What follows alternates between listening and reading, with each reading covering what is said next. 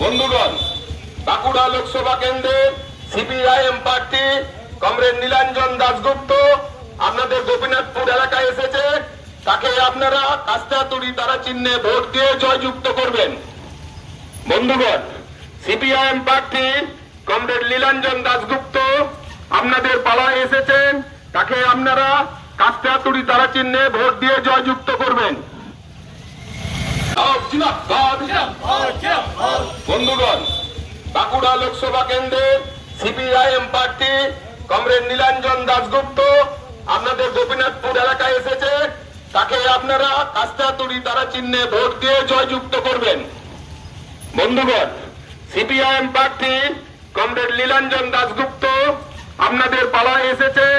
তাকে আপনারা কাস্টাতুরি তারা চিহ্নে ভোট দিয়ে জয়যুক্ত করবেন।